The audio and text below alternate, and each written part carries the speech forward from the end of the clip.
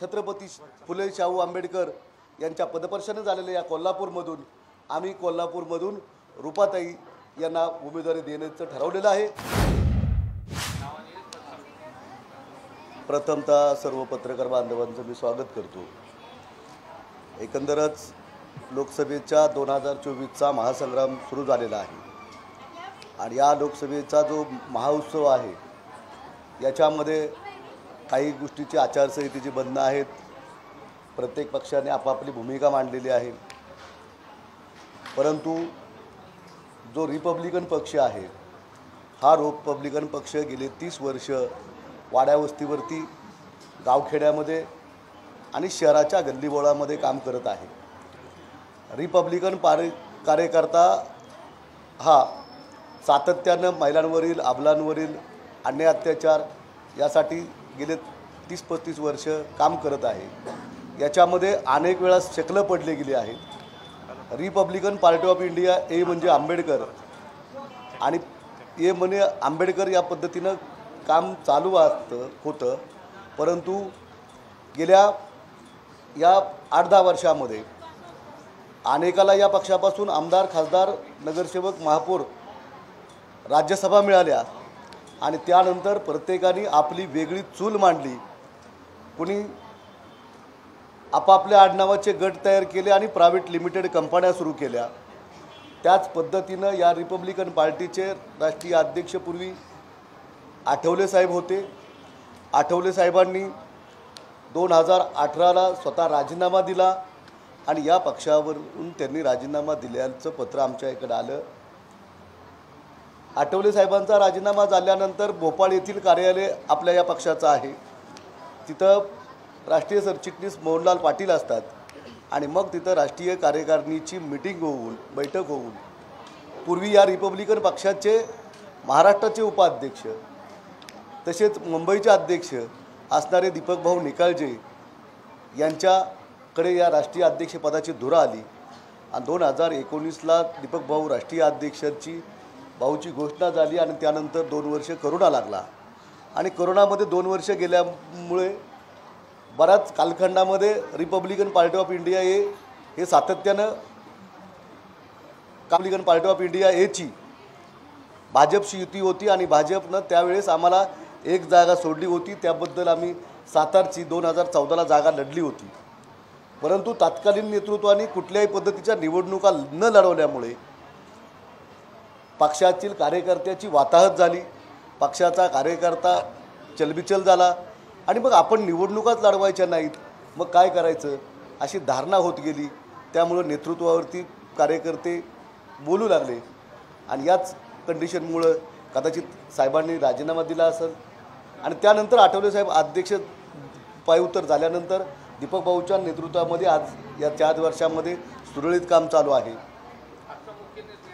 आजचा आम्ही एकंदर या लोकसभेमध्ये साधारणपणे स्वतःच्या हिमतीवरती एकंदर आमचा पहिला अजेंडा असा आहे की आम्ही जातीवादी शक्तीच्या बरोबर जाणार नाही। आम्हाला यामधल्या ज्या राजकारणाच्या उलथापालथ झाल्या, अनेक पक्ष फुटले गेले, अनेक पक्षाच्या फुटलेल्या नेत्यांनी जे आहेत त्या नेत्यांनी आमच्याशी संपर्क साधला, एवन दीपक भाऊशी फोनवरून कॉन्टॅक्ट केला, परंतु दीपक भाऊची भूमिका ही लोकशाहीला प्रेरक आहे आणि संविधानासाठी महत्त्वाची आहे। त्यामुळं भारतीय संविधानाचा जो कोणी अपमान करणार असेल आणि लोकशाहीची कोणी मोडतोड करणार असेल त्यांच्याबरोबर जाणार नाही, या घोषवाक्याप्रमाणे दीपक भाऊंनी आणि पार्लमेंटरी बॉडी जी आमची आहे त्यांनी निर्णय घेतला की यावेळेस आपण निवडणुका लढवायच्या। त्या पद्धतीनं आम्ही संपूर्ण देशामधून 63 जागेच्या आत्तापर्यंत उमेदवार डिक्लेअर केलेले आहेत। त्यानंतर आम्ही विदर्भ मराठवाड्यासह पहिली आमची 9 लोकांची यादी आम्ही घोषित केली। त्याच्यामध्ये अनेक विदर्भ मराठवाड्यातील कार्यकर्त्यांनी फॉर्म भरलेले आहेत। त्याच पद्धतीनं पश्चिम महाराष्ट्रात ज्या काही 10 जागा आहेत त्या 10 जागेपैकी आम्ही 7 आणि अशा इतर 7 जागेची आम्ही घोषणा केलेली आहे आणि त्याचनंतर पश्चिम महाराष्ट्रातल्या 7 पैकी ज्या काही जागा राहिल्या होत्या त्या 7 पैकी 3 जागा राहिल्या होत्या, 10 पैकी 3 जागा राहिल्या होत्या 7 घोषणा केल्यानंतर। त्यानंतर विदर्भातील काही जागा अशी परवा आमची 12 जागेची यादी आम्ही डिक्लेअर केलेली आहे आणि 12 जागेमध्ये आम्ही रिपब्लिकन पार्टीच्या एकंदर आंबेडकरवादी चळवळीमध्ये काम करणाऱ्या रुपाताईंचा प्रवेश पुणे येथे पक्षामध्ये झालेला आहे। त्या पद्धतीचं त्यांना अधिकृतरित्या त्यांना ॲक्टिव्ह मेंबरचं कार्डसुद्धा त्यांना आलेलं आहे, मेंबरशिप दिलेली आहे।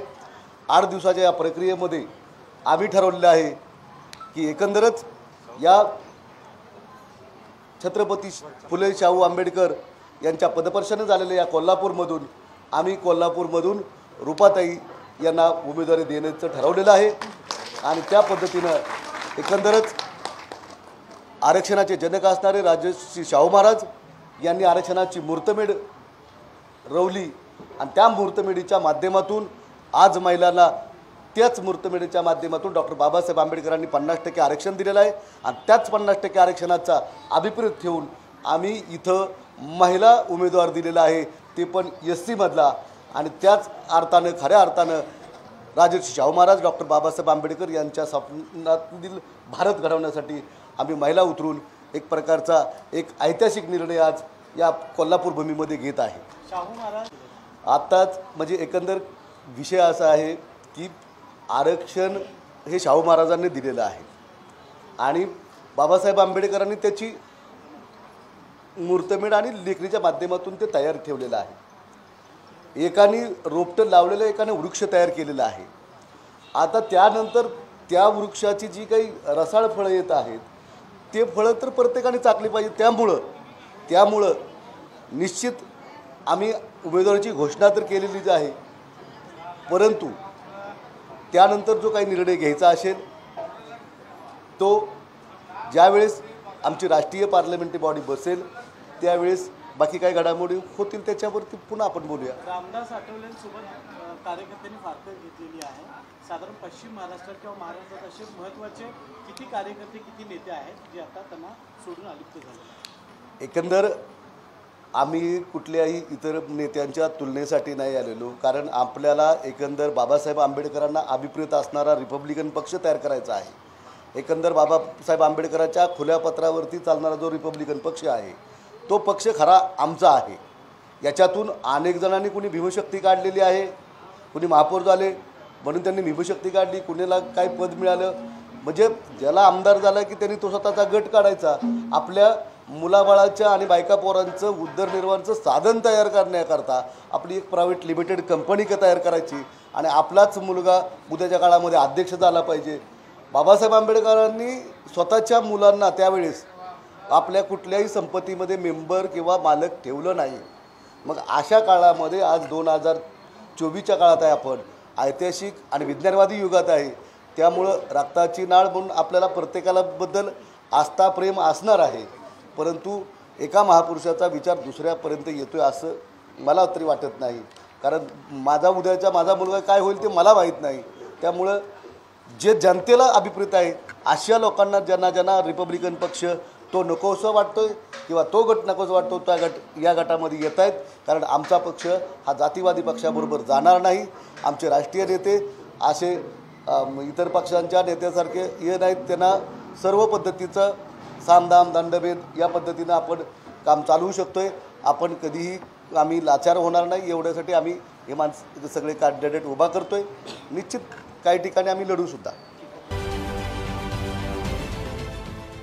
देश विदेशातील प्रत्येक घडामोडींचे लाईव्ह अपडेट मिळवण्यासाठी आता साम टीव्हीच्या सर्व सोशल मीडिया प्लॅटफॉर्मला लाईक, फॉलो आणि सबस्क्राईब करा।